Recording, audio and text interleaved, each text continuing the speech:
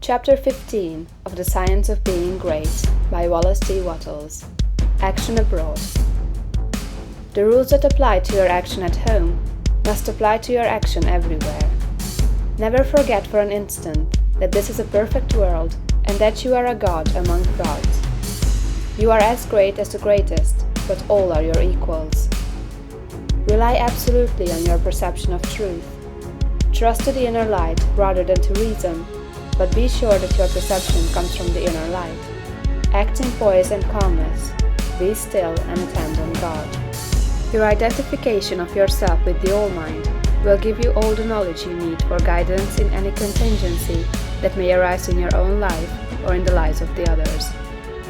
It is only necessary that you should be supremely calm and rely upon the eternal wisdom that is within you. If you act in poise and faith, your judgment will always be right, and you will always know exactly what to do. Do not hurry or worry. Remember Lincoln in the dark days of the war. James Freeman Clarke relates that after the Battle of Fredericksburg, Lincoln alone furnished a supply of faith and hope for the nation.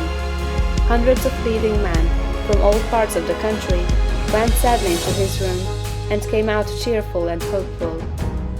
They had stood face to face with the highest, and had seen God in this lank, ungainly, patient man, although they knew it not. Have perfect faith in yourself and in your own ability to cope with any combination of circumstances that may arise. Do not be disturbed if you are alone. If you need friends, they will be brought to you at the right time. Do not be disturbed if you feel that you are ignorant. The information that you need will be furnished you when it is time for you to have it. That which is in you impelling you forward is in the things and people you meet, impelling them toward you. If there is a particular man you need to know, he will be introduced to you.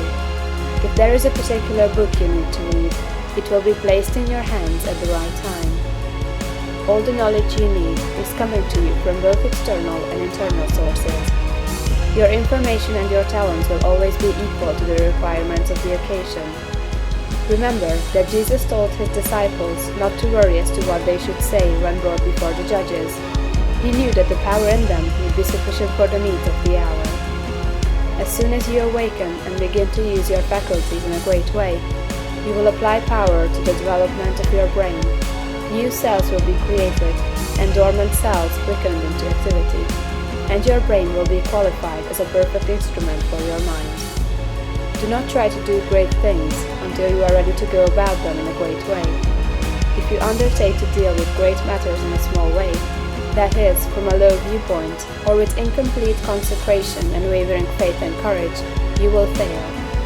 Do not be in a hurry to get to the great things. Doing great things will not make you great, but becoming great will certainly lead you to the doing of great things. Begin to be great where you are, and in the things you do every day. Do not be in haste to be found out or recognized as a great personality.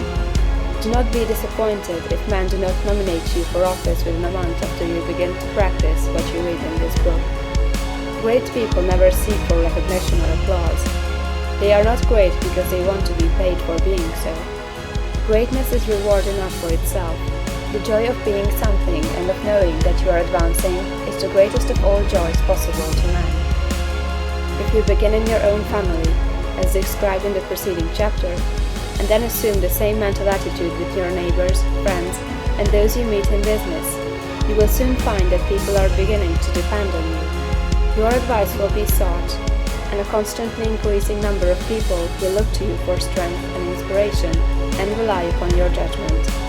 Here, as in the home, you must avoid meddling with other people's affairs. Help all who come to you, but do not go about officiously endeavoring to set other people right. Mind your own business. It is no part of your mission in life to correct people's morals, habits, or practices. Lead a great life, doing all things with a great spirit and in a great way. Give to him that asks of you, as freely as you have received, but do not force your help or your opinions upon any man. If your neighbor wishes to smoke or drink, it is his business. It is none of yours until he consults you about it. If you lead a great life and do no preaching, you will save 1,000 times as many souls as one who leads a small life and preaches continuously. If you hold the right viewpoint of the world, others will find it out, and be impressed by it through your daily conversation and practice. Do not try to convert others to your point of view, except by holding it and living accordingly. If your consecration is perfect, you do not need to tell anyone. It will speedily become apparent to all that you are guided by a higher principle than the average man or woman. If your identification with God is complete, you do not need to explain the fact to others. It will become self-evident. To become known as a great personality, you have nothing to do but to live. Do not imagine that you must go charging about the world like Don Quixote, tilting at windmills, and overturning things in general, in order to demonstrate that you are somebody. Do not go hunting for big things to do. Live a great life where you are, and in the daily work you have to do, and greater works will surely find you out.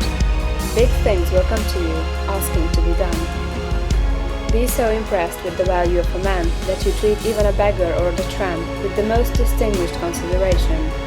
All is God. Every man and woman is perfect. Let your manner be that of a god addressing other gods. Do not save all your consideration for the poor. The millionaire is as good as the tramp.